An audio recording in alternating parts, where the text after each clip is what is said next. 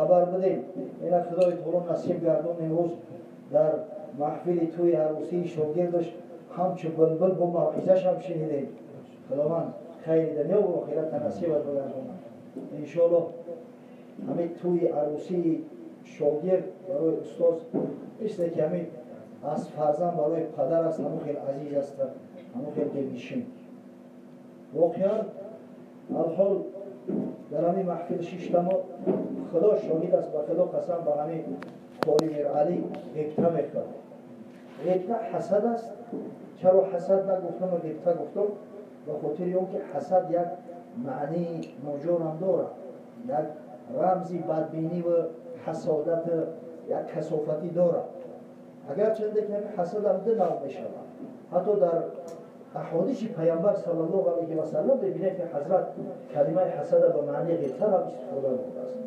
لا حسد الا فی اثنتین. حسد نیست مگر در دو چیز. رجل آتاه الله القرآن فهو یتلوه آناء اللیل و آناء النهار. مردی که خدای تعالی برای او قرآن عطا کرده است، علم قرآن، حفظ قرآن و شب و روز قرآن تلاوت میکند و مردم دعوت قرآنی میکند. و رجل آتاه الله مالا فهو ينفقه آناء اللیل و آناء النهار. و مردی که خدای تعالی برایش مال عطا میکند و مال شب و روز در راه پروردگار صرف میکند. غیبته یعنی که بلا یزر است. اگر همین حسد از زویست بگیره، این زویست رو سیاه و سفید میشه. وقتی که میبینی که یک برادر خدا داده است، ترام حواس میخوری. خداوند مرا همین عطا فرمود. پروردگار فرزندای مرا از همین نعمت عنایت فرمود. و خدا قسم به همین قاری میر علی جان الفاظ غیبته میخورم که خدای تعالی حفظ قرآنش داده است. از این بهتر و خوبتر چی؟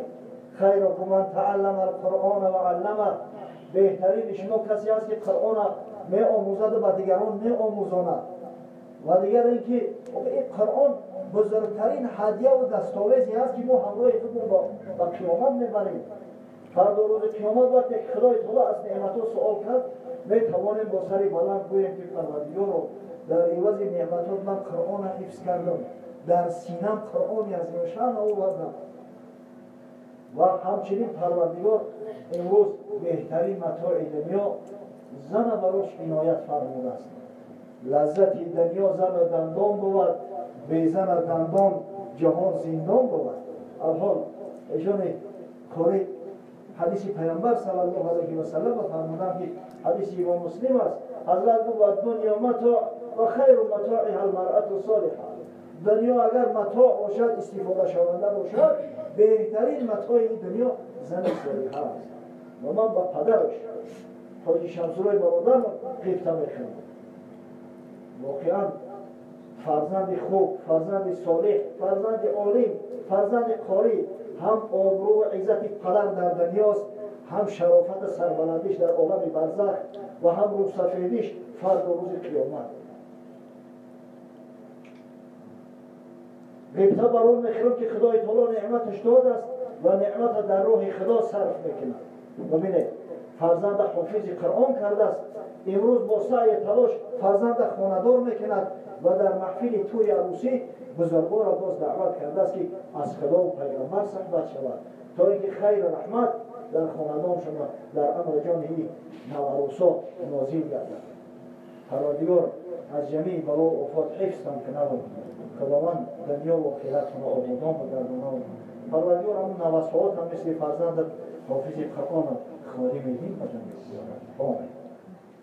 الحال حدیثی را از احادیث گوهربار پیامبر صلی الله علیه و سلم انشاءالله این محفل سنتی است. همچی یک دستگاه تقدیم میکنم حدیثی را که الحال ذکر شبره یک اشاره که رقیق هم اطرافش کردیم با اندک شرح و توضیح بعد انشاءالله بلندگویه که دستی عزیزان میتونم. حضرت عبدالله ابن مسعود رضی الله تعالی عنه صحابی بزرگ پیغمبر حافظ قرآن شخصی که رسول خدا صلی الله علیه و سلم هنوز در حال حیات بودن تأکید میکرد استقرئ القرآن عن اربع. قرآن از 4 نفر بگیره و یکی از 4 نفر حضرت عبدالله ابن مسعود. حضرت با یک افتخار میگفت که من از رسول گرامی صلی الله علیه و سلم قرآن شنیدم و حفظ کردم و 70 سوره آن چنان میدانم که امروز در میان اصحاب کسی مثل من همون 70 سوره را نمیداند. سید حفاظ قرآن حضرت ابی بن کعب اصلا مدنی است. این خزرجی ها را ناموس شو کرد اومدن که حضرت عبدالله بن مسعود وایما کرده که من 70 سوره قرآن یعنی اکثر قرآن به حد میدونم که هیچ کس به پایه من در میان حفاظ قرآن نمیدونه. حضرت گفت اگر عبدالله بن مسعود گفته باشه حق میگه، جای گپ نیست. این حبر این امت است. این شخصیتی است که وقتی ابو موسی اشعری را سوال کردند حضرت پاسخ سوال گفت مفتی بود ابو موسی اشعری. گفتم یا ابو موسی عبدالله بن مسعود جوابی همین سوال دیگه خیلی گفته بود. گفت لا تسألونی مادام هذا حبر فیکم، مادام این عالمی بزرگ در بین شما هست مرا سوال نکنه. زیبی پاسخ گفتن عبدالله بن مسعود دارد. این شخصیتی هست که در صحیح بخاری آمده است میگه که پیامبر محبوب صلی الله علیه و سلم نزد نشسته بود برای گفت که اقرا علیه یا ابن مسعود قرائت کن نزدم.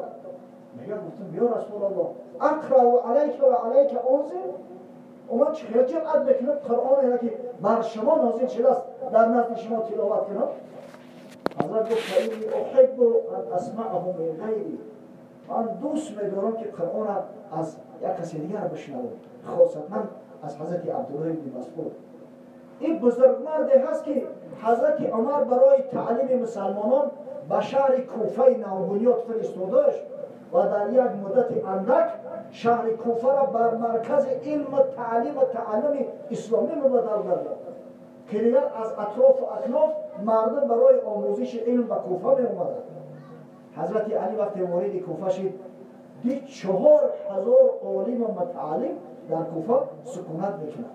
همین قدر وقتش خوش شد گفت اصحاب ابن مسعود سرج هذه الامه، شاگردان عبدالله ابن مسعود چراغان نورافشان امت اسلامی هستند.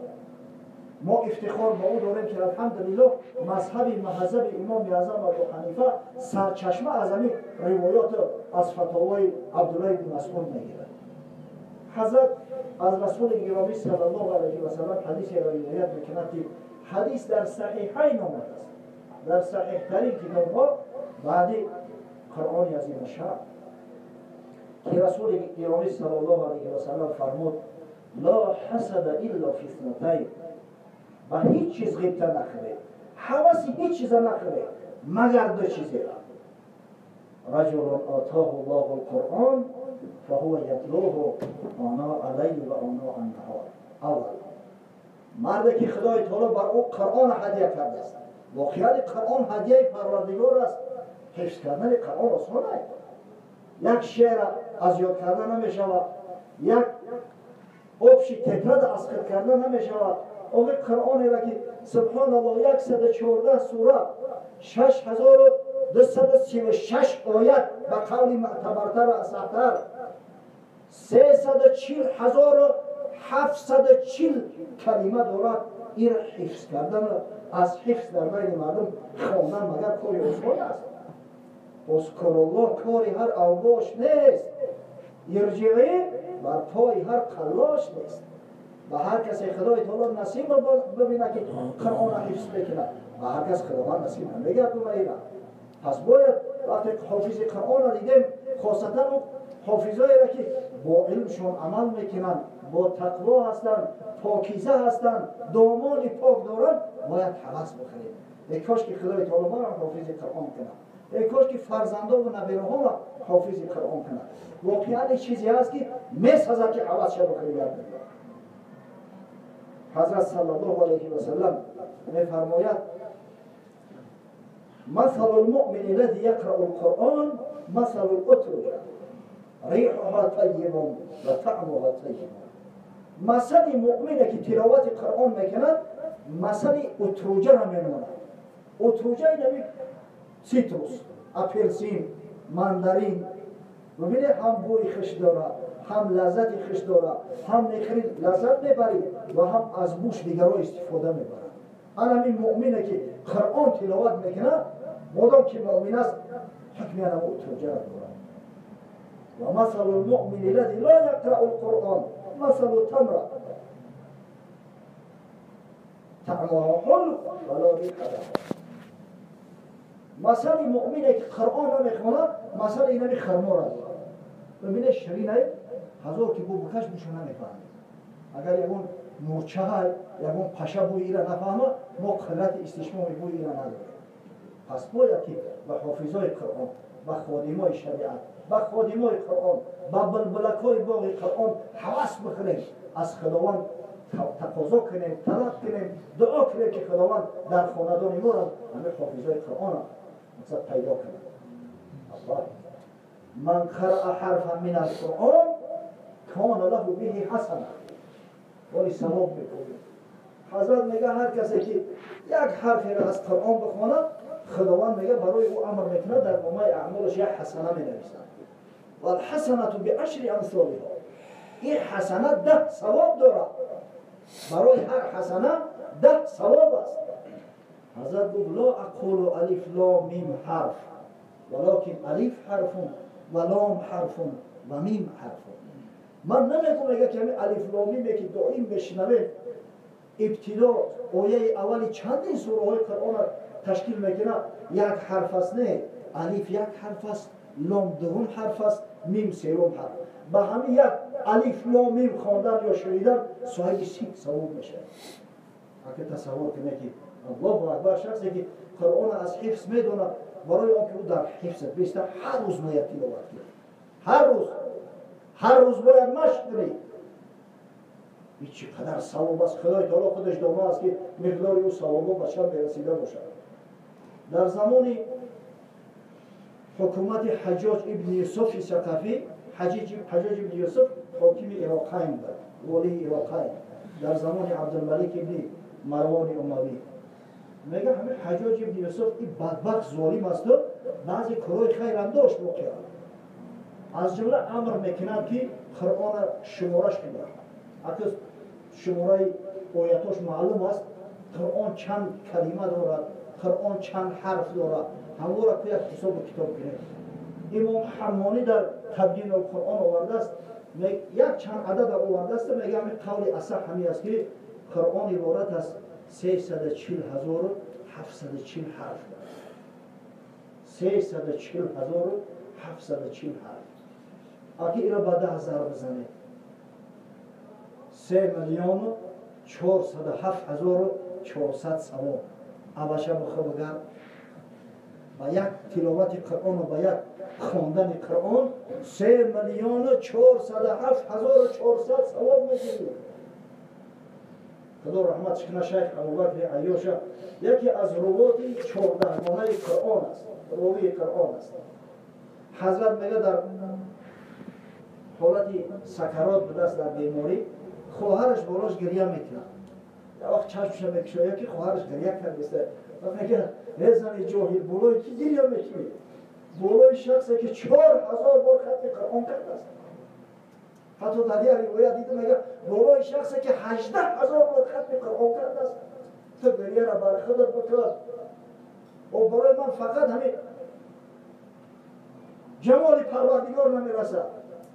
فقط تماشای جمال پروردگار و صحبت علمای رسول الله صلی الله علیه و سلم نمیرسد. از این دنیا دیگه من هیچی طمع ندارم. من گریه نکرد.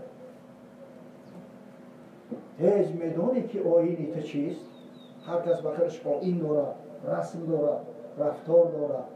هیچ میدونی که آیینی تو چیست؟ زیر گردون سر تمکینی تو چیست؟ آن کتاب زنده قرآن حکیم، حکمت او لا یزال است قدیم. حرف او را ریب نه، تبدیل نه، آیه اش شرمنده تعویل نه. نوع انسان را پیام آخرین، حامل آن رحمت للعالمین. این قرآن بزرگ سینه بزرگ پیامبر صلی الله علیه و سلم برداشت. و الا لو انزلنا هذا القرآن على جبل لرأيته خاشعا متصدعا من خشیة الله. این قرآن خداوند میگه بر که نازل میکردم، همون کهی که از سنگ خوره است از ترس خلاص پاره میشود. این قلب سینه مبارک حبیب من برداشته است. صوفی پشمینه پوش حال مست، از نوا و نغمه قوال مست، از قرائت بر تو حق دارد کتاب، تو از اون چیزی که میخواهی بیا. واعظی دستانزن افسانه بند، معنی او پست حرفی او بلند، از خطیب دیلمی گفتار او، با ضعیف شاذ منکر کار او. گر تو میخواهی مسلمان زیستن، نیست ممکن جز به قرآن زیستن. و خداوند خالی میرانی ما را همین نعمتی بزرگ داده است. و رجل آتاه الله مالا فهو ینفقه آناء اللیل و آناء النهار.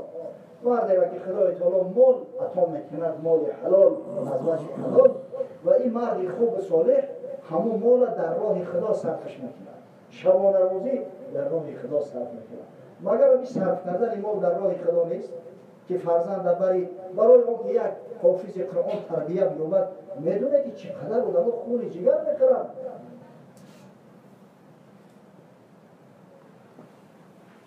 امرها باید که تا یک کودک از فضل تب حافظ گردد نکو یا عالم در انجمن. یک امر در کار که یک کودک که قلم در دست گرفته ولی خط نوشته نمیتونه، وقتی تولد چه گپ زده نمیتونه، حافظ قرآن شود یا یک عالم زیبا شود و دیگران را نصیحت کند.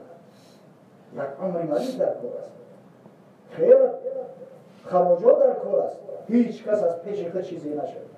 برای اون که فرزند حافظ قرآن شود، خدای تعالی اولا را پدر و مادری بزرگ عطا میکند، با غیرت، با حمیت.